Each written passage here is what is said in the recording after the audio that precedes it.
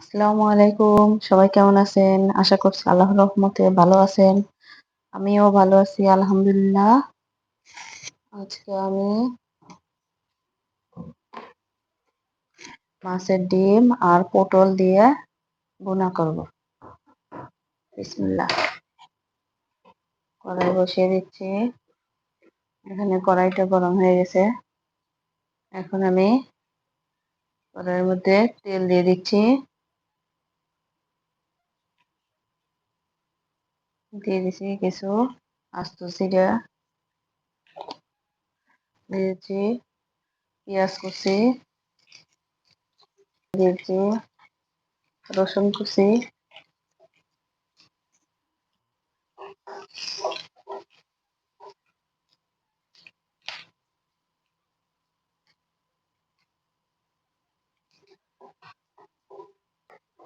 পেঁয়াজগুলো হালকা একটু কালার চেঞ্জ হওয়ার পরে আমি এখন এখানে দিয়ে দিচ্ছি পটল কেটে রাখছি। পটলগুলো এখানে দিয়ে দিচ্ছি। পেঁয়াজ এবং পটল যাতে একসঙ্গে দুটাই একদম ভাজা ভাজা হয়। এখন আমি এখানে দিয়েছি 1 চামচ, 1.5 চামচের মতো লবণ।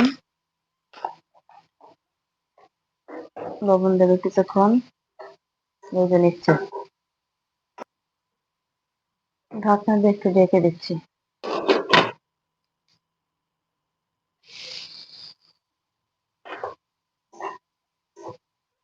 ঢাকনাটা তুলে আবার এগুলো নেড়ে নিচ্ছি।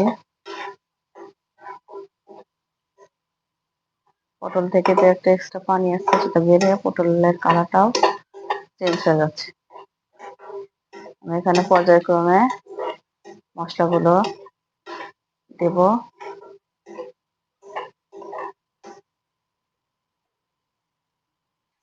এখানে দিয়ে দিচ্ছি কাঁচামরিচ ফালি করে কাটা কয়েকটা, দিয়ে দিচ্ছি একটু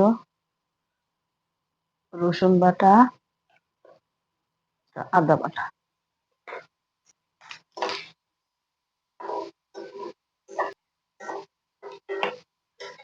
এখানে আমি আর একটু তেল দিয়ে দিচ্ছি।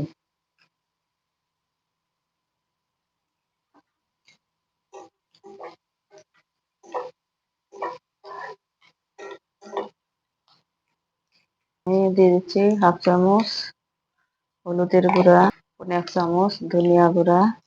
তো কাঁচামরিচ দিছি তাই মরিচের গুঁড়াটা একটু অল্প দেব। হাফ চামচে হাফ চামচের একটু কম দিয়ে দিলাম শুকনো মরিচের গুঁড়া। এগুলোকে এখন মিশিয়ে নিচ্ছি পটলের সাথে।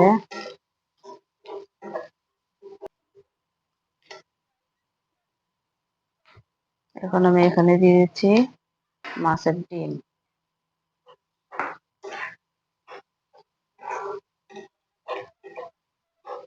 মাছের ডিম দেওয়ার পরে আমি ডিমটাকে চামচের সাহায্যে ছোট ছোট করে নিচ্ছি আর পটলের সাথে মিশিয়ে নিচ্ছি।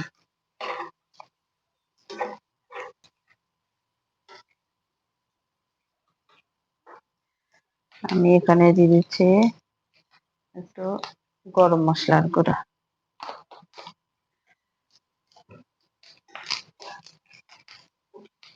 যেহেতু ভুনা করবো এর জন্য দিয়ে দিচ্ছি একটু পানি।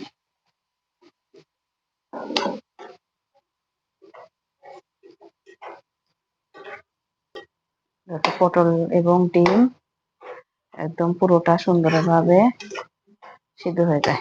ঢাকনাটা দিয়ে ঢেকে দিচ্ছি।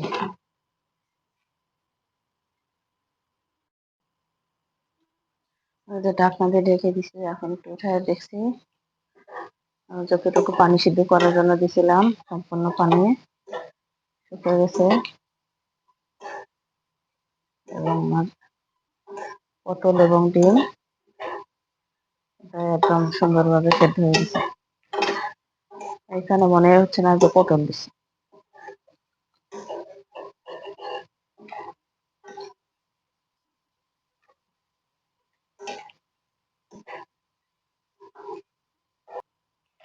আমি চুলার জলটাকে একদম লো হিটে রাখছি।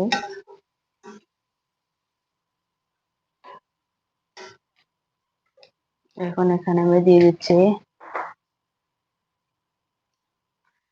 আগে থেকে ভেজে গুঁড়ো করে রাখা জিরার গুঁড়া, ভাজা জিরার গুঁড়া দিয়ে দিচ্ছি।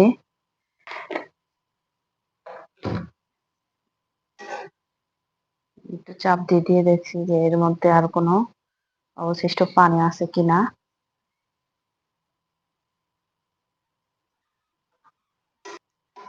একটু এখন লবণটা এবং টেস্ট দুটোই চেক করে দেখবো। অনেক সুন্দর। চুলার জালটাকে বন্ধ করে দিয়ে রাখছি। আমি 2-3 মিনিটের জন্য এভাবে কড়াইতে রেখে দিচ্ছি।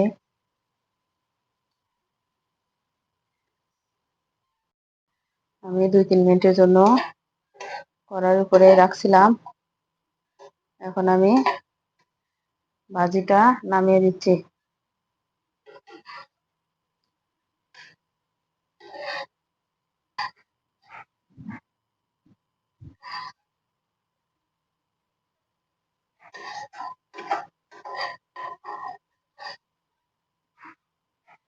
আর এই মাছের ডিম আর পটল দিয়ে ভাজিটা যদি আপনাদের কাছে ভালো লেগে থাকে তাহলে অবশ্যই লাইক, কমেন্ট এবং সাবস্ক্রাইব করবেন। আর একবার হলেও আপনারা মাছের ডিম আর পটল দিয়ে এইভাবে ভাজিটা করে খেয়ে দেখবেন। অনেকটাই মজা খেতে এটা, যেমন দেখতে হয়েছে সুন্দর এবং খেতেও কিন্তু অনেকটাই স্বাদ। আজ এখানেই রাখছি। আল্লাহ হাফেজ।